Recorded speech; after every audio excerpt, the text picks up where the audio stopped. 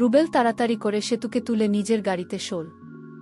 সে তোদের বাড়িতে নিয়ে যেতেই নিজের মেয়েকে অজ্ঞান অবস্থায় দেখে সেতুর বাবা মা জেন খুবই চমকে গেল। কিন্তু রুবেল তাদের সান্ত্বনা দেওয়ার জন্য বলল যে সে তো শুধুমাত্র ফ্রাস্ট্রেশনে পড়ে জ্ঞান হারিয়েছে। এই বলে রুবেল নিজের বাসায় চলে গেল। কন্যা আগামীকালই তাদের বিয়ে। অনেক প্রস্তুতি এখনও বাদ আছে। পরের দিন দুই পরিবারের মাঝে যেন খুশির পাহাড় নেমে আসে। আজ সেতু আর রুবেলের বিয়ে। বাহিরের সবাই রুবেলের সাথে কথা বলছে আর এদিকে ঘরের ভিতর সেতু বসে আছে। রুমে কেউ নেই। যেখানে সেতুর সবচেয়ে বেশি খুশি হওয়ার কথা সেখানে সেতু কিছুটা মনমরা। ধীরে ধীরে বিয়ে খুব ভালোভাবে সুসম্পন্ন হল। বসে যে রুবেলের বাড়িতে প্রবেশ করল। রুবেলের একটা মামাতো ভাই ছিল, তার বয়স 11 বছর, দেখতে অনেক সুন্দর। ছেলেটির নাম বাপি। রুবেলের মামাতো ভাইয়ের মা বাবা ছোটবেলায় মারা যায়। তার আর আপন বলতে পৃথিবীতে কেউ ছিল না। আর তাই রুবেল তাকে নিজের বাড়িতে এনে স্কুলে ভর্তি করে দেয়। আর তখন থেকেই রুবেলের মামাতো ভাই তাদের বাসায় থাকে। যাই হোক, আমি যেদিন রুবেলের ঘরে বসে গেলাম তখন দেখতে পেলাম 11 বছরের ছেলেটি বাপিকে। বাপিকে আমি দেখে অবাক হয়ে গেলাম। আমার রুমে যে ছেলেটিকে দেখতে পেতাম ঠিক রবিনের মতো। আমার মনে হচ্ছে এই ছেলেটি আমার রুমে যেত, কিন্তু কেন যেত তার মতো আমি বুঝতে পারিনি। একদিন ঠিকই বুঝতে পেরেছিলাম, সেটা আবার অনেক কৌশলে। এই বিষয়টা পরে বলছি। আমি তখন ছেলেটিকে দেখে আমি তাকে ডাক দিলাম, বাপি তুমি আমার কাছে আসো, তোমার সাথে আমার কথা আছে। আমি ডাক দেওয়ার সাথে সাথে সে আমার কাছে চলে আসলো। আমি তাকে জিজ্ঞেস করলাম, তুমি কতদিন ধরে বাড়িতে আছো? সে বলল, আমার বয়স যখন 5 তখন থেকেই আমি বাড়িতে আছি। তোমার মামাতো ভাই মানে রুবেলের সাথে যে আমার প্রেম ছিল সেটা তুমি কি জানতে? সে বলল, রুবেল ভাই আর তোমার যেদিন প্রথম সাক্ষাৎ করো এবং ভাইয়া যেদিন তোমার সাথে ফোন আলাপ করে তখন আমি সব শুনতাম, তোমাদের প্রেম সম্পর্কে সব জানতাম আগে থেকেই। আমি তার কথা শুনে অবাক হয়ে গেছি। তাহলে কি এই ছেলে আমার রুমে রাতে যেত? কিন্তু কেন যেত এর কিছুই আমি জানতাম না। তবে কেন যেত এটা আমার জানতে হবে। কিছুদিন পরের কথা, আমি যখন বাথরুমে গোসল করতে যাই তখন এই বাচ্চা ছেলেটিকে আমি বাথরুমে দেখতে পাই। আমি যেদিকেই যাই শুধু তাকেই দেখতে পাই।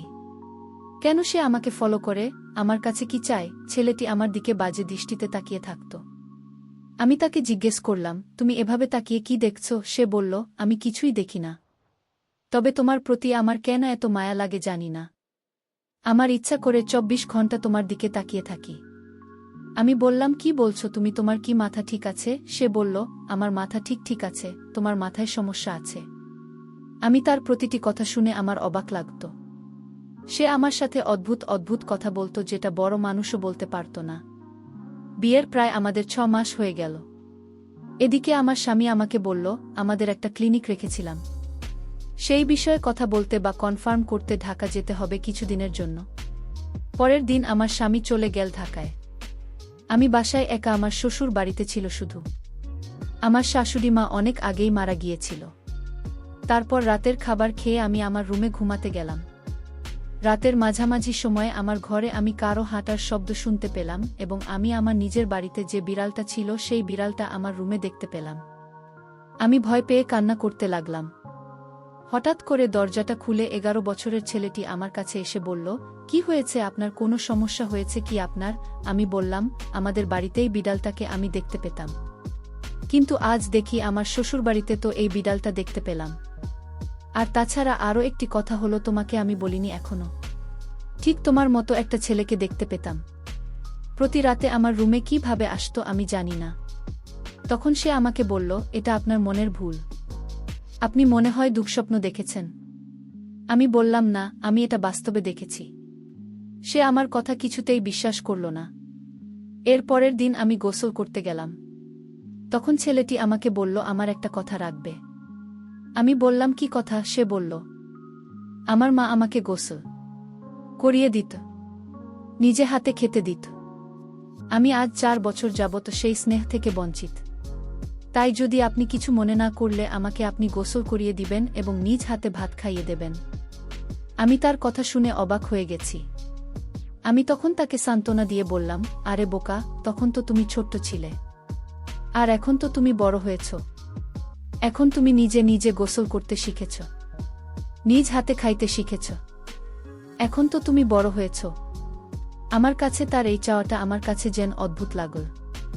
সে নিজেই পারে গোসল করতে, কিন্তু আমাকে বলছে গোসল করিয়ে দিতে। সে বলল, কোনো কিছু বলছো না যে আমি তাকে বলেছিলাম? আমি বলেছিলাম তুমি আমার ছেলে না, আর তাই আমি তোমাকে গোসল করিয়ে দিতে পারবো না। হঠাৎ লক্ষ্য করলাম ছেলেটির চোখ দিয়ে পানি জবলজবল করে পড়ছে, কান্না করছে আর আমাকে বলতে লাগল, বড়দের কাছ থেকে শুনেছি ভাবি হচ্ছে মায়ের সমতুল্য, তাহলে তুমি আমাকে কেন গোসল করাতে পারবে না আর নিজ হাতে ভাত খাওয়াতে পারবে না? আমি তার কথা শুনে বারবার অবাক হচ্ছি বলে কি ছেলেটা। আমি তাকে বলেছি, ঠিক আছে, আমি তোমার সব কথা শুনব, তার আগে তোমার একটা সত্যি কথা বলতে হবে। সে বলল, আমি কোনো দিন কারো সাথে মিথ্যা কথা বলিনি, আর বলবো না। আপনি বলেন, কি বলবেন? তখন আমি তাকে জিজ্ঞেস করেছিলাম, আমার বাড়িতে রাতে তুমি কি আমার ঘরেই বিড়ালটি ছেড়ে দিতে এবং তুমি কি আমার রুমে যেতে? তখন সে বলল, আমি যেতাম। তার এই কথা শোনার পর আমার সারা শরীর ভয়ে কাঁপতে লাগল। মাত্র 11 বছরের ছেলেটি কিভাবে আমার রুমে গেল? আমি তাকে আবার জিজ্ঞেস করলাম, কেন যেতে আমাদের বাড়িতে? তখন সে বলল, আগে আমাকে গোসল করিয়ে দাও, তারপর বলছি। তার আগে আমি কিছুই বলবো না। তার একটাই কথা, তাকে গোসল করিয়ে দিতে হবে। আমি তাকে সন্দেহ করতে লাগলাম আর ভয় করতাম, কারণ তার যে কোনো উদ্দেশ্য আছে। আমি মনে মনে একটা সিদ্ধান্ত নিলাম তাকে পরীক্ষা করার জন্য। আমি তার মনের উদ্দেশ্য তা জানার জন্য আমি তাকে গোসল করাতে রাজি হলাম। আমি তাকে গোসল করাতে নিয়ে গেলাম। গোসল করার সময় সে কান্না করতে লাগল আর বলতে লাগল, আমার মা বেঁচে থাকলে হয়তো তোমার মতো এভাবে গোসল করিয়ে দিত। 11 বছরের সেই ছেলের কথা শুনে আমি অবাক হতাম। ঠিক আছে, আজ তো তোমায় গোসল করিয়ে দিলাম, তোমার কথা রাখলাম। এখন বলো, এই বিড়াল এবং আমার ঘরে তুমি কিভাবে যেতে? তখন সে যে কথাটা বলল তা শুনে আমার মনে হলো আমার দম বন্ধ হয়ে আসছে। সে বলল, আমার মা মারা যাবার পর আমি আমার মায়ের জন্য কান্না করতাম। আমি আমার মাকে কিছুতেই ভুলতে পারতাম না। আমার মায়ের মুখখানা সবসময় চোখে ভেসে উঠত। আমার রাতে ঘুম আসত না। আমি মামার কোনো কথা শুনতাম না। আমি এদিক সেদিক চলে যেতাম। তখন মামা আমাকে একজন সাধু বাবার কাছে নিয়ে চলে। সাধু বাবা আমায় দেখে বলল, এই ছেলে তার মায়ের জন্য পাগল। সে যদি তার মাকে দেখতে না পায় তাহলে কিছু দিনের ভিতরে পাগল হয়ে যাবে। মামা বলল, তাহলে এখন উপায় কি? সাধু বাবা তখন বলল, ওকে আমি একটা পোষা বিড়াল দিব, আর এই বিড়ালটি যার ঘরে থাকবে সেই ঘরে অবিবাহিত মেয়েটিকে সে তার মায়ের মতো দেখতে পাবে। সাধু বাবা তখন আমার মা আমাকে এই বিড়ালটি দিল এবং বলল যে এই বিড়ালটি যার বাড়িতে রাখবে সেখানেই তার মাকে দেখতে পাবে। মামা তখন এই বিড়ালটি দিয়ে আমায় বলল, আমার সন্তান মানে আমার মামাতো ভাই যাকে বিয়ে করব তার বাড়িতে রেখে আসো। আমি তাই করলাম। এরপর থেকে আপনারা দেখতে মায়ের মতো লাগে, তাই আপনাকে দেখার জন্য আপনার রুমে যেতাম, কারণ আপনি তখন আমার চোখে মায়ের মতো হয়ে গিয়েছিলেন। তাই আপনার মায়া আমি কিছুতেই ভুলতে পারিনি। আর মায়ের কিছুটা অভাব পূরণ করার জন্য আমার মামাতো ভাই আপনাকে বিয়ে করে, কারণ গুণী লোকেরা বলতো ভাবি মায়ের মতোই হয়, আর তাই আপনাকে এ বাড়িতে বিয়ে করে আনা হয়েছে। হয়তো এই সম্পূর্ণ প্ল্যান আমার ছিল, শুধু আমাকে ভালো রাখার জন্য। আমি তার কথা শুনে অবাক হয়ে গেলাম এবং তাকে আমি মায়ের মতো স্নেহ করা শুরু করলাম।